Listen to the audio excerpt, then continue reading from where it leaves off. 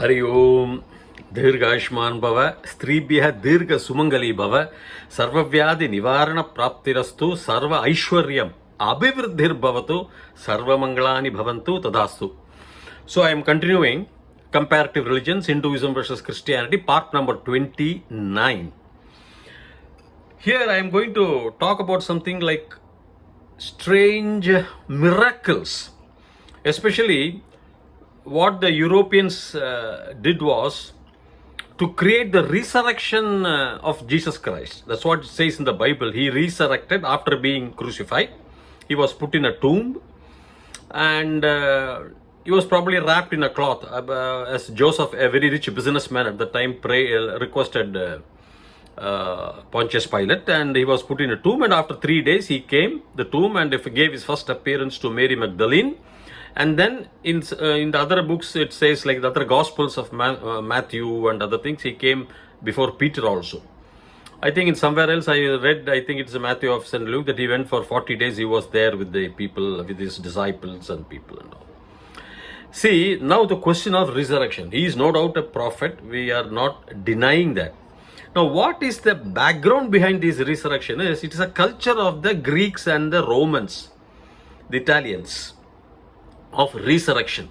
See, if I am going to tell you about what happens is, there in about 700 years before Christ, that period, 2700, 2800 years back, we have got is known as a Herodotus Histories. Herodotus was a Greco-Roman that living in those times, a historian, and he very clearly says that there was a sage called Aristeas, and he calls of Proconesus. Aristeas. Now what happened? He was first found dead, after which his body disappeared from a locked room. Okay, that's history there. And then later he found not only to have been resurrected, but to have gained immortality. Then Aristeas died. Actually, he died in a workshop, in a what they call as tatan, in a carpenter or goldsmiths, in a fuller's workshop, and his friends came looking for him. Where is Aristeas? Aristeas. Where is Aristeas? And when they came to the locked room where his body was kept or buried, it was vanished. It was not there. And some persons came from abroad and they said they met him. They saw Aristeas traveling towards a place called Croton. So then another historian openly scolded such beliefs held in the traditional Greek religion. They have that beliefs to Greek religions, where, and in his writings he says, many such improbabilities of Aristeas coming back to life. Many such improbabilities your fabulous writers relate, defying creatures who are naturally mortal. The parallel between these traditional beliefs and the later resurrection of Jesus was not lost on the early Christians. There is a parallel, right? Therefore, this is what they say. And he also says, there's another Justin Martyr, he says, Jesus Christ, our teacher, was crucified and died and rose again and ascended into heaven. We propose nothing different from what you believe regarding those whom you consider sons of Zeus. The Zeus was a pagan god. He was like our Indra. He was sitting on a throne, very powerful god, and all his sons died and got resurrected. They came back to life, a resurrection. That is the beliefs. And the Hebrew Bible, I am quoting very good 3 examples where there was a prophet called Elijah. And Elijah prays, that prophet prays, and God raises a young boy from death. He died and he got it. See, in every culture it may be there. Markandeyan is also there in our culture. But that is what it says. And it says in Kings first book, chapter 17. From verses 17 to 24, if you go there, it is there in the Old Testament, before Christ period also.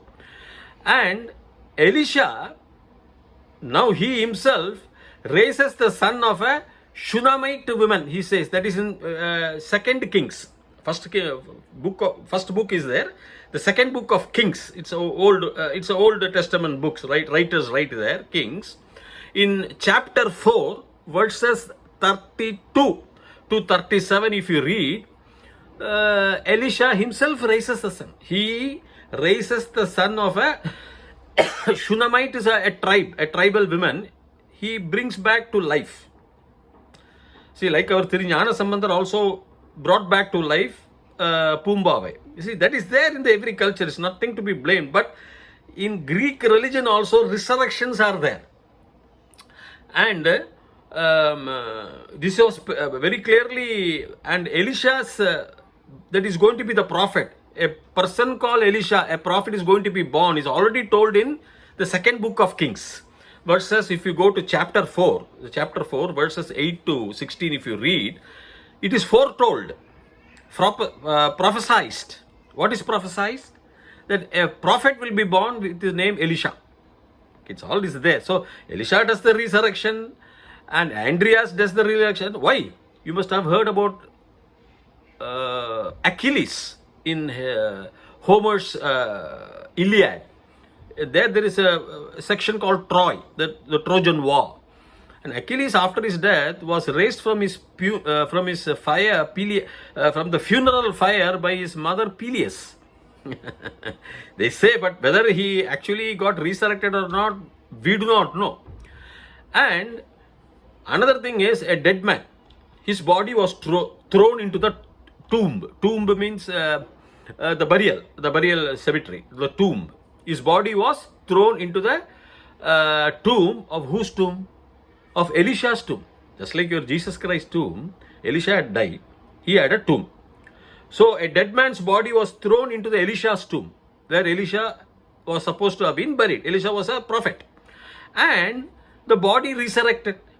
What happened when the body, the dead body, when it touches the bones of Elisha, who was already died and is buried inside a tomb, the dead body got back to life. He's an ordinary person maybe, that dead body.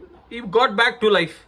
That is again mentioned in the second book of Kings, chapters 13 to 21. Now, why I am telling you all these things? See, the Christian priests, the preachers, the Europeans, they brought out all these concepts of a resurrection, as Bart Ehrman says, probably in the 8th, 9th centuries, because they found that they can make money. If they bring some supernatural element of somebody, they found that they can earn money. People will clamor to the churches. Whereas, if you, according to the philosopher Larry Shapiro of the University of Wisconsin, Madison, he wrote a book in 2016. The book is called The Miracle of Myths.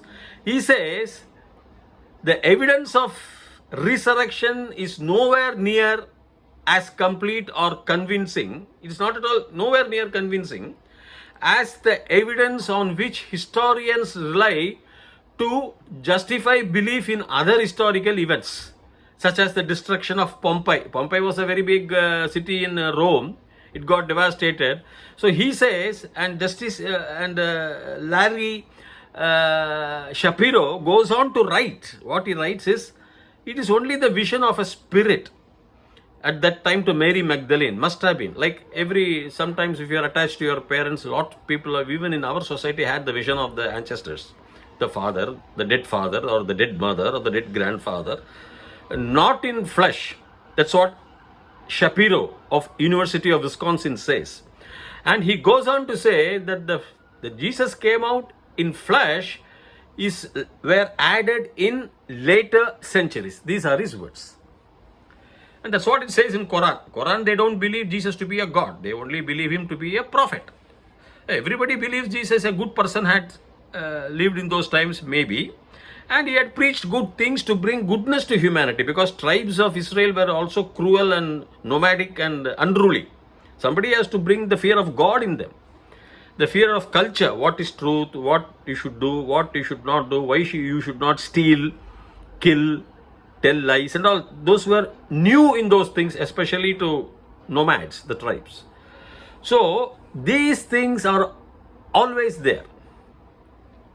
So there is nothing supernatural, because see, if you see, already 100 billion people have died so far from 2000 years back till now. Now the population is what? How much? 8 billion. 8 billion you can calculate. 8 billion previous year. So if humanity lives for 80 or 90 years, how many 80, 90 years are there in 2000 years? About 200, 250. And at that time, those times, some population may not be 8 billion, some it should have been 1 billion or half a billion and all. But 100 billion have already lived and gone, a rough estimate says. Now we are about 7.5 to 8 billion living now. Another 100 years, this existing 8 billion will not be there. Because that much is certain. Some may be born just now, and some may be already 90s. So in another, if you take 100 years from today, say 2022 to 2122 or 123, this set of people are not there, will not be there, because human body conditions. Therefore, if anybody has come back to life, he is ascended to heaven, they say, because there is no proof that he is still living. He has ascended to heaven. And what is the impact of coming back to those 2 days or 3 days back to life, and what is the impact to tell that he is a God or not? It is enough if he has already proven a miracle that he is a God to his apostles. But apostles themselves did not believe, because why should an apostle like Judas or Peter deny him when they have witnessed Christ raising a dead person back to life? It's a very big thing. No, Christ raised Lazarus back to life. Now, if I witness such a thing, naturally there cannot be a greater power than this. So I would not try to deny Jesus 3 times, or I would not try to 30 shillings getting and betray Jesus, because he's all powerful. My God, the human psychology, you can put yourself in that seat and see your guru, whosoever your guru is, raising somebody back to life. And then after some time you betray him. Why should you betray him when he is himself the God? When he is raising somebody else, he already raised somebody else from the dead. Secondly, if he has raised somebody else from the dead, what about Caiaphas? All those people are living in those areas, Jerusalem area, Lazarus, Jerusalem, Judea, all small areas. If they had come to know that he has come back to life, especially from his tomb, especially Caiaphas, the high priest of the Jews, my God, what a big miracle. He himself must have been converted to Christianity immediately. What about Pontius Pilate? Pontius Pilate would have been converted. What about the entire Jews living in Jerusalem in those times? My God, a man coming back to life, seeing him in flesh and bones. There will not be any Jew. There will not be Judaism at all today. What about Tiberius, the Roman emperor? Though he is sitting in Rome, Pontius Pilate would have told him.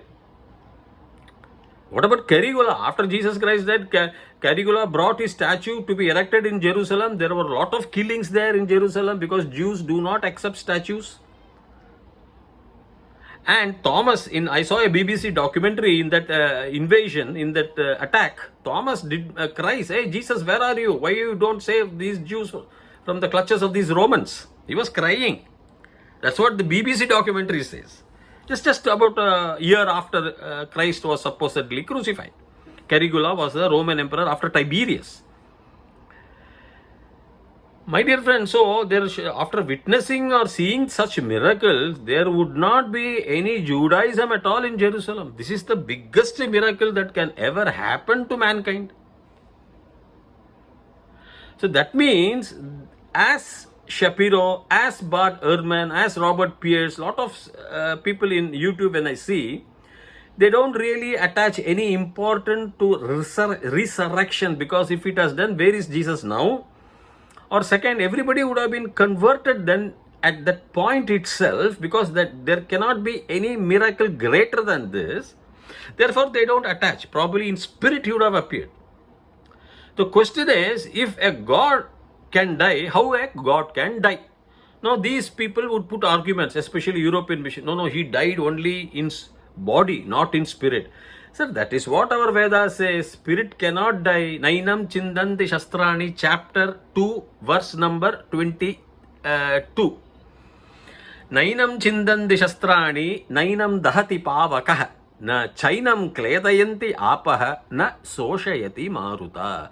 Nainam, na yenam. Yenam is this. It comes under aso imam, ayam imau ime, imam or yenam also you can say. This, na yenam. Nainam chindanti.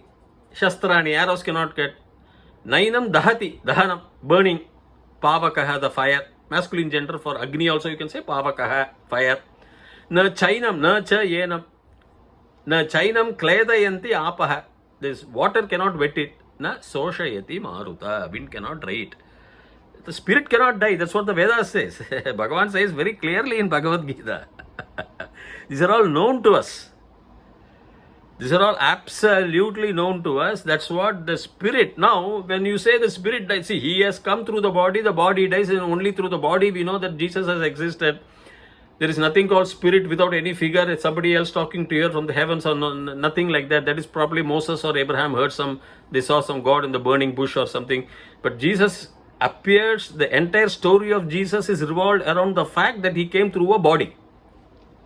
And the body was crucified because finally the Roman soldier pokes the spear and he gave up the ghost. He found that only fluid was coming out. So everything is only related to the body. Whether he existed or not, whether a good man, several good men, so like with the name of Yeshua would have existed. So the Romans picked up somebody else and wants to tell the Jews especially, I did not kill, my Pontius Pilate, it is your own people killed, Caiaphas killed. Likewise, because Romans and Jews were always against each other. They were ruling Rome, like British ruling in India. They were ruling Rome.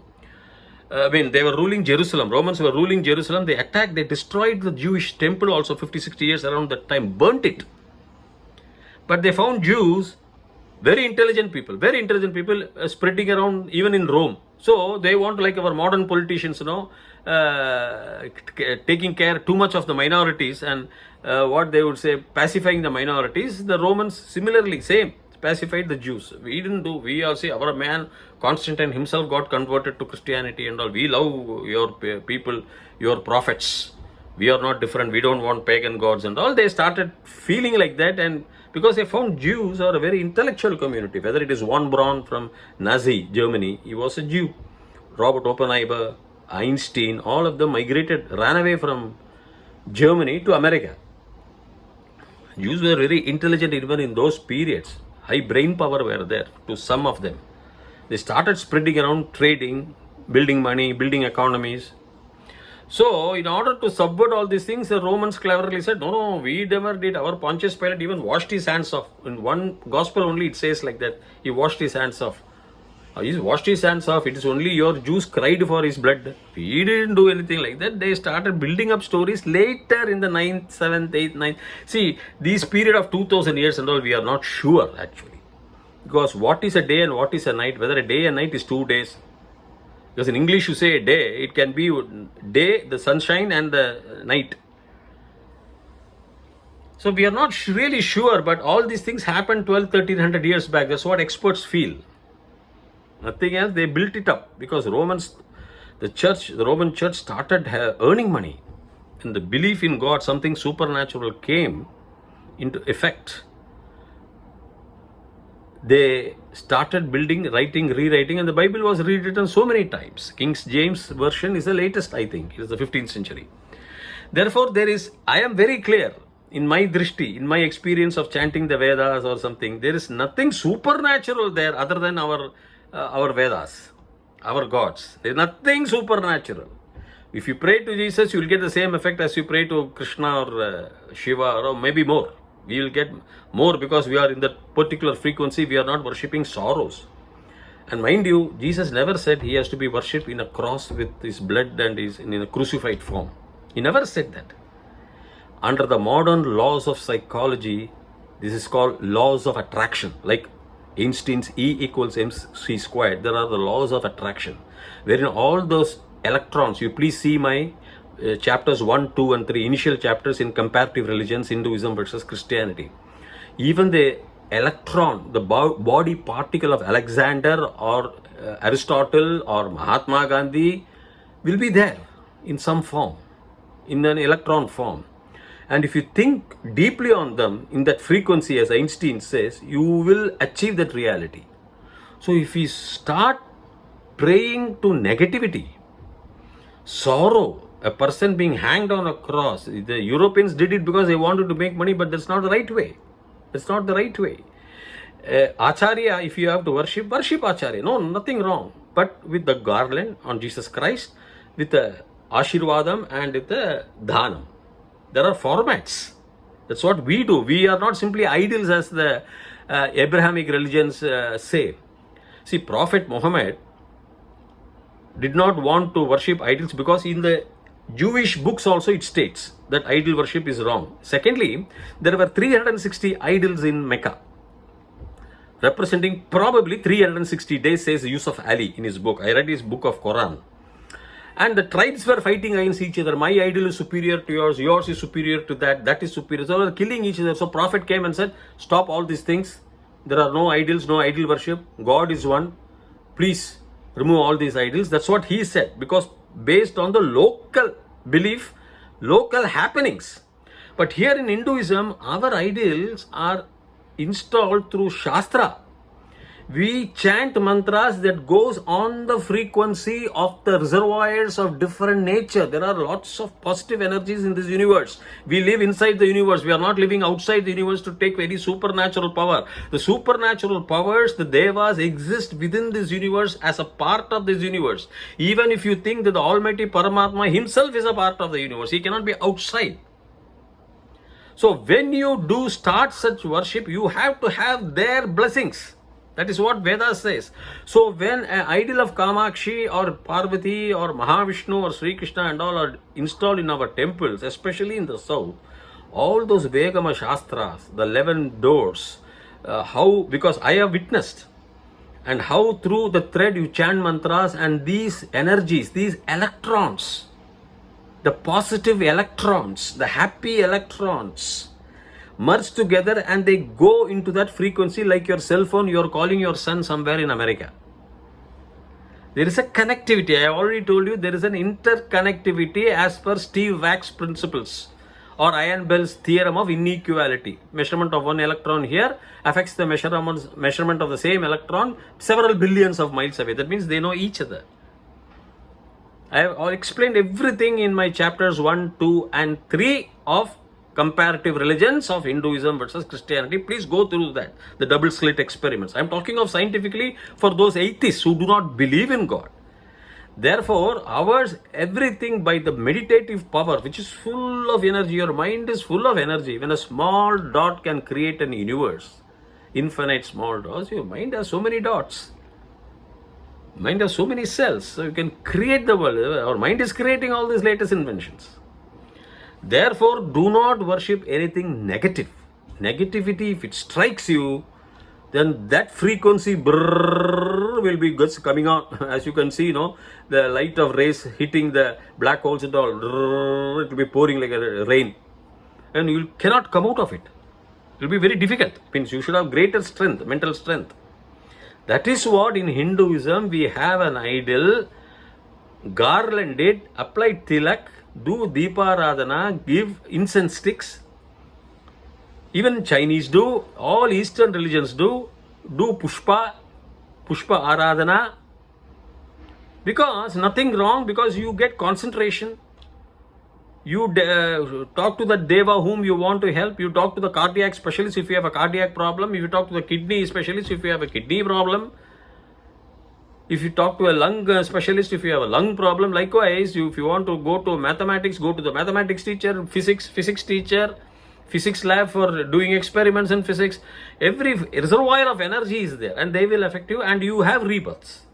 Your 80 or 90 years is nothing because the earth rotates only at the speed of every second half a kilometer. Whereas the light travels every second 300,000 kilometers. 3 lakh kilometers.